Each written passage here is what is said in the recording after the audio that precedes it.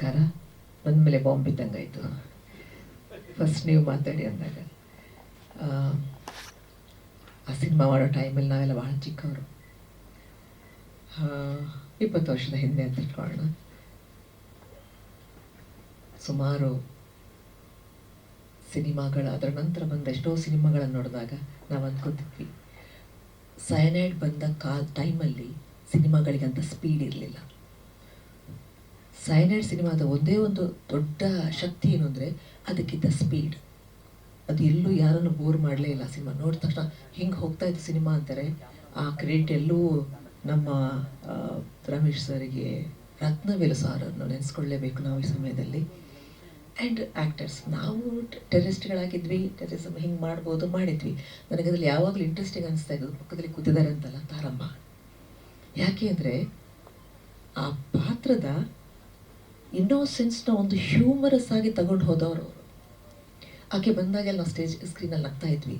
Because ಇಂಥ serious ಘಟನೆ ಆಗ್ತಾ ಇದ್ರು ಆ ಇನ್ನೋಸೆನ್ಸಲ್ಲಿ ಅದನ್ನು ಹ್ಯೂಮರ್ಗೆ ಕನ್ವರ್ಟ್ ಮಾಡೋ ಶಕ್ತಿನ ಬಹುಶಃ ನನಗೆ ರಮೇಶ್ ಹೇಳಿದಾರೆಲ್ಲೋ ಗೊತ್ತಿಲ್ಲ, ಬಟ್ ಅದನ್ನು ಅವ್ರು ಗ್ರಹಿಸಿದ್ರು. ನಾವು ಧೂಮ್ ಧಾಮ್ ಟೆರರಿಸ್ಟ್ಗಳು ಅಷ್ಟೇ, ನಮ್ಮ ಕಣ್ಣು ಎಷ್ಟಿತ್ತು ಅಷ್ಟೇ ಗುಂಡು ಹೊಡೆದ್ವಿ, ನಾವು ಮಾಡಿದ್ವಿ. ಆದರೆ ನಿಜವಾಗಲೂ ಆ ಟೈಮಲ್ಲಿ ಆ ಪಾತ್ರನ ಭಾಳ ಸುಂದರವಾಗಿ ಅದಕ್ಕೊಂದು ಬೇರೆ ಒಂದು ಆಯಾಮ ಕೊಟ್ಟು ತಗೊಂಡು ಹೋದವರು ತಾರಮ್ಮ. ಆವಾಗ ನಮ್ಮ ಮಧ್ಯೆ ಒಂದು ಮಾತುಕತೆ ನಡೆದಿತ್ತು, ಇದರಲ್ಲಿ ಬೆಸ್ಟ್ ಆ್ಯಕ್ಟ್ರೆಸ್ ತಗೋತಾರೆ ಯಾರಾದರೂ ಅಂತ. ಮಾಳವಿಕಾ ಡಿಸ್ಕಷನ್ ಆಗ್ತಾಯಿತ್ತು, ನಮ್ಮ ಟೆರರಿಸ್ಟ್ಗಳ ಮಧ್ಯೆ ಡಿಸ್ಕಷನ್, ಯಾರು ಯಾರು ಯಾರು ಯಾರು ನಾವೆಲ್ಲ ಟೆರರಿಸ್ಟ್ಗಳು ಕೂತ್ಕೊಂಡು ನಮ್ಮ ಗ್ಯಾಂಗಲ್ಲಿ ಮಾತಾಡ್ತಿದ್ವಿ. ತಗೋತಾರೆ ಯಾರ್ಯಾರು, ಎಲ್ಲ ಒಂದು ಹೆಸರು ಒಂದು ಕಡೆ ರವಿ ಕಾಳೆ, ರಂಗಾಯಣ ರಘು, ಇವರು ಅಂದಾಗ ಮಾಳವಿಕಾ ಆಯಿತು. ನಾನೆಲ್ಲಿ ಇವ್ರು ನೋಡ್ತಾ ಇದ್ನಲ್ಲ, ತಾರಮ್ಮ ತಗೋತಾರೆ ಅಂದಿದ್ದೆ. ತಾರಮ್ಮ ಹಿಂಗೆ ಅದು ಸಪೋರ್ಟಿಂಗ್ ಕ್ಯಾರೆಕ್ಟರ್ ತಗೋಬೋದು ಅಂತ. ನನಗೇನು ಅವರು ಬೆಸ್ಟ್ ಆ್ಯಕ್ಟ್ರೆಸ್ ತಗೋತಾರೆ ಅಂತ ಹೇಳಿದ್ರು. ನಿಜ ಆಯಿತು ಅದು. ನನ್ನ ತಕ್ಷಣ ಫೋನ್ ನೋಡಿದ್ರಾ, ನಾನು ಹೇಳಿದ್ದೆ ಆಗುತ್ತೆ ತಗೋತಾರೆ ಅವರು ಅಂತ. ಬಿಕಾಸ್ ನಿಜ ಹೇಳ್ತೀನಿ, ಅವ್ರು ಇಲ್ಲಿ ಕೂತಿದ್ದಾರೆ ಪಕ್ಕದಲ್ಲಿ ಕಾರಣ ಖಂಡಿತ ಅಲ್ಲ, ಭಾಳ ಮಜವಾಗಿ ಯಾರು ಊಹಿಸ್ತಿರ್ತೀವಿ. ಹೌದಾ? ಹಾಂ, ನಾನು ಹೇಳಿಲ್ಲ ಅವರಿಗೆ, ನಿಜವಾಗ್ಲೂ ಹೇಳಿಲ್ಲ, ಇದನ್ನು ಯಾವತ್ತೂ ಹೇಳಿಲ್ಲ. ಯಾರು ಊಹಿಸಿದ ರೀತಿಯಲ್ಲಿ ಆ ಪಾತ್ರನ ಸುಂದರವಾಗಿ ಕಟ್ಕೊಟ್ಟಿದ್ದು ತಾರಮ್ಮ. ಒಂದು ಸಿಲಿಂಡರ್ ಕೇಳೋ ಟೈಮಲ್ಲಿ ಕೂಡ ಆ ಇನ್ನೋಸೆನ್ಸ್ ಇದೆಯಲ್ಲ, ಅದು ಆಡಿಯನ್ಸಲ್ಲಿ ಅದರ ಒಂದು ಸಟೈರ್.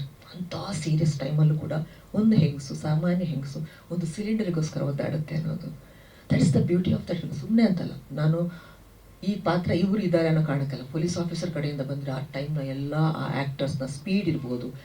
ಸಿನಿಮಾ ನೋಡಿದಾಗ ಕತೆ ಎಲ್ರಿಗೂ ಗೊತ್ತು, ಇವಾಗ ಖುಷಿ ಆಗ್ತಾಯಿದ್ದು. ಮೊನ್ನೆ ಏನಕ್ಕೂ ನೋಡಿದೆ ನಾನು, ಸುಮ್ಮನೆ ಸರ್ ನಂತರ ಮಾತಾಡೋಕ್ಕಿಂತ ಹಾಡ್ಲಿ ಒಂದು 15 ದಿವಸ ಮೊದಲು ಆ ಸಿನಿಮಾನ ಯಾರಿಗೂ ಹೇಳೋಕ್ಕೋಸ್ಕರ ನೋಡಿದೆ ನಾನು ಸಯನೈಡ್ನ. ಎಂಥ ಸ್ಪೀಡ್ ಇದೆ ಅಂದರೆ ಅದು ಇವತ್ತಿಗೂ ಪ್ರಸ್ತುತ. ಆಮೇಲೆ ಅವ್ರು ಹೇಳಿದ್ದಂಗೆ 17 ದಿವಸ ಆದಮೇಲೆ ಸರ್ ಅಂದ್ಕೊಂಡೆ, ಅಯ್ಯೋ ಮೊನ್ನೆ ಅಷ್ಟು ಯೋಚನೆ ಮಾಡಿದ್ನಲ್ಲ ಇದ್ರ ಬಗ್ಗೆ ಅಂತ. ನೀವಲ್ಲಿ ಎಷ್ಟು ಜನ ಸಿನಿಮಾ ನೋಡಿದ್ರೆ ಗೊತ್ತಿಲ್ಲ ನನಗೆ. ನೀವೆಲ್ಲ ಯಂಗ್ಸ್ಟರ್, ಸುಮಾರು ಯಂಗ್ಸ್ ಮುಖಗಳು ಕಾಣಿಸ್ತಾ ಇದ್ದಾವೆ. ದಯವಿಟ್ಟು ಆ ಸಿನಿಮಾನ ನೋಡಿ. ಪ್ರೀಕ್ವೆಲ್ಗೆ ರೆಡಿಯಾಗಿ, ಪ್ರೀಕ್ವೆಲ್ ಹೇಗೆ ಬರುತ್ತೋ ಏನು ಮಾಡ್ತಾರೋ ಅದು ರಮೇಶ್ ಸರ್ ನಾನು ಇವತ್ತು ನೋಡಿ ಕೇಳ್ತೀನಿ ಅಂತ ಹೇಳಿದ್ದೆ, ಅದು ಏನೆಲ್ಲ ಮಾಡಬೇಕು ಅಂತ ಹೊರಟಿದ್ದೀರಾ ಅಂತ. ಬಟ್ ಮಾತುಕತೆ ಸಾಧ್ಯ ಆಗಲಿಲ್ಲ. ಹಾಗಾಗಿ ಆ ಸಮಯದಲ್ಲಿ ನಿಂತ ಎಲ್ಲ ಆ್ಯಕ್ಟರ್ಸ್, ರಾತ್ರಿ ಹಗಲು ಕೆಲಸ ಮಾಡಿರೋ ಎಲ್ಲ ಆ್ಯಕ್ಟರ್ಸು ಮುದ್ದಾಗಿ ಕೆಲಸ ಮಾಡಿ ಶ್ರದ್ಧೆಯಿಂದ ಭಕ್ತಿಯಿಂದ, ಟೆಕ್ನಿಷಿಯನ್ಸು, ರತ್ನವೇಲು ಸರ್ ಮತ್ತೆ ನೆನಪಿಸ್ಕೊಳ್ಳೇಬೇಕು, ಭಾಳ ಪ್ರೀತಿಯಿಂದ ಕೆಲಸ ಮಾಡಿದ್ವಿ. ಹಾಗಾಗಿ ಅವಕಾಶ ಮಾಡಿಕೊಟ್ಟ ರಮೇಶ್ ಸರ್ಗೆ ಹೃದಯ ತುಂಬಿದ ಧನ್ಯವಾದಗಳು. ಹಾಗೆ ಈ ಸಿನಿಮಾ ಪ್ರೀಕ್ವೆಲ್ ಬಂದಾಗ ಅಷ್ಟೇ ಪ್ರೀತಿಯಿಂದ ಈಗಿನ ಜನರೇಷನ್ ರೆಸ್ಪಾಂಡ್ ಮಾಡಲಿ ಅನ್ನೋ ಆಸೆಯಿಂದ, ಆವಾಗ ನೀವು ಕೇಳ್ಕೊಂಡ ಹಾಗೆ ಕತೆಗಾರರು, ಡೈರೆಕ್ಟರ್ಸು, ಸೋಷಿಯಲಿ ರೆಕಗ್ನೈಸ್ ಆದಂಥ IAS, IAP ಎಲ್ಲರೂ ಆ ಸಿನಿಮಾಗೆ ರೆಸ್ಪಾಂಡ್ ಮಾಡಿದರು ಪ್ರೀತಿಯಿಂದ. Yes, this is a very good film ಅಂತ. ಈಗ ಹೇಗಾಗುತ್ತೋ ಗೊತ್ತಿಲ್ಲ, ಯಾಕಂದರೆ ನಮ್ಮ ಮನಸ್ಥಿತಿ ನಾವು ಅರ್ಥ ಮಾಡ್ಕೊಳ್ಳೋರು ಎಲ್ಲೂ ಬದಲಾಗ್ಬಿಟ್ಟಿದೆ. ಸಿನಿಮಾಕ್ಕೆ ಜನ ಬರ್ತಾ ಇಲ್ಲ ಅನ್ನೋದೊಂದೇ ನಾವು ಮಾತಾಡ್ತಿದ್ದೀವಿ ಹೊರತು ನಾವು ಏನು ತಪ್ಪು ಮಾಡ್ತಾ ಇದ್ದೀವಿ ಅವರನ್ನು ಹೇಳ್ಕೊಳ್ಳೋಕ್ಕೆ ನನಗೆ ಅರ್ಥ ಆಗ್ತಿಲ್ಲ. ದಿನ ಬೆಳಗಾದರೆ ಮಲಯಾಳಂ ಸಿನಿಮಾನ ಹೊಗಳಿ ಹಾಡ್ತಾ ಇದ್ದೀವಿ, ಕನ್ನಡ ಸಿನಿಮಾನ ಹಾಡಿ ಹೊಗಳುವಂಥ ದಿನಗಳು ಹತ್ತಿರ ಬರಲಿ ಅನ್ನೋ ಆಸೆಯಿಂದ ನಾನು ಮಾತು ಮುಗಿಸ್ತೀನಿ. Thank you.